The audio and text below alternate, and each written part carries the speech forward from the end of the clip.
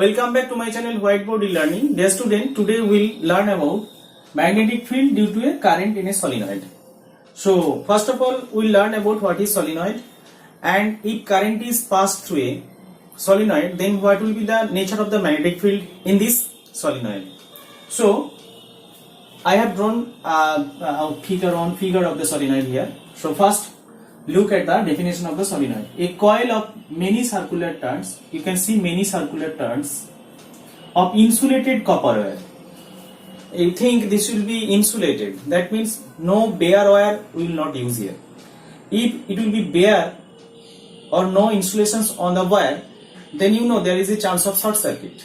Then current will obviously flow from this end of the wire to the other end of the wire, but they will flow, the current will try to flow in a shortest path. That means in all the loops, all the circular loop, the current must not be flowed. So that's why insulation is necessary. A coil of many circular turns of insulated copper wire wrapped closely. Yes, when the loops will be, circular loops will be closed, then the magnetic field which will be generated inside the solenoid will be greater. In the shape of cylinder is called the solenoid. So already you have seen, if you just want to compare this solenoid, the shape of a thread reel you have seen in your home. The thread is wound on the base of the cardboard. Here you have seen already in the thread reel there is a base. The base is made up of cardboard, and on it the thread is wound. But there are several layers of the thread, but here we have seen here the single layer of the thread we have wound. But several layers always will be there also, no problem at all. If several layers are there, then the magnetic field lines will be increased. Magnetic field will be increased.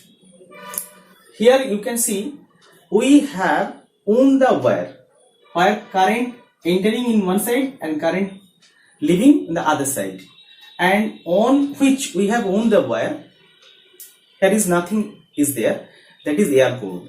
So if you just push, if you just enter any magnetic materials inside the solenoid, air, what is inside, in the cylindrical form, inside the cylindrical form, it is only air, nothing is there, only air.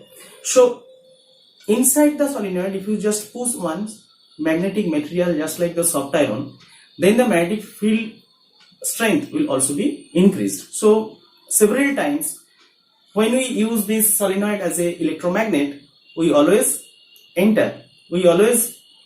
place one magnetic material just like soft iron inside it.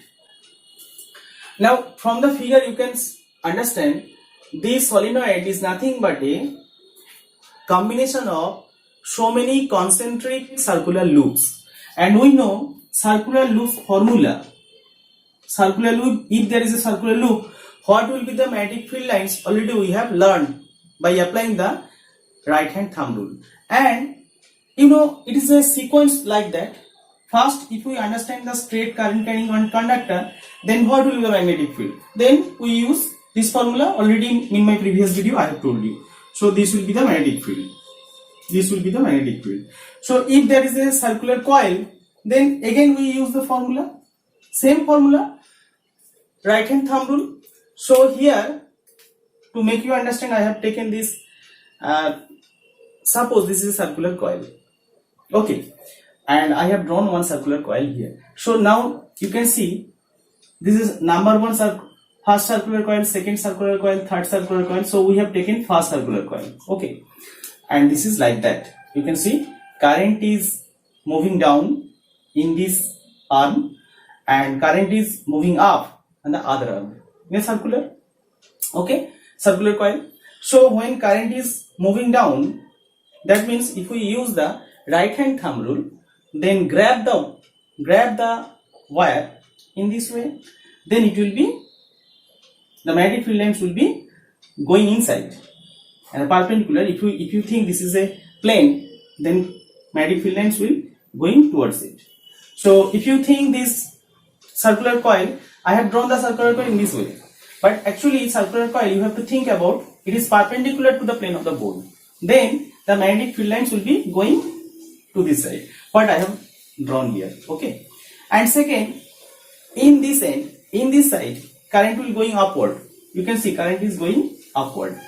So when current is going upward, then we have not to align my hand, right hand in this way, then it will be in this way. Okay, again you can see magnetic field lines are going inside the circular coil, the same side what was previous. Okay, so here you can see this is the same side. So you can see inside the circular coil magnetic fields are all in a particular direction. Inside the circular coil, all magnetic fields are going in this direction. It is going in this direction. Okay, it is going in, so it will be in a similar direction. Okay, so if we just add up second circle, third circle, fourth circle, fifth circle, then what will be? Then these magnetic field lines will just add up and it will give you the resultant magnetic field. What will be the resultant magnetic field? The resultant magnetic field will be like that.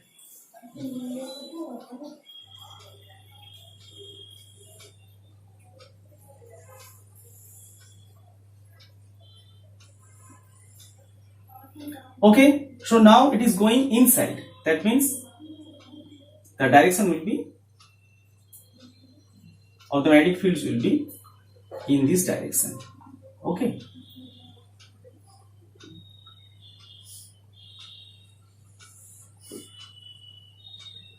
And you can see here magnetic field lines are at this end. If it is a B end, it is a end. You can see magnetic field lines are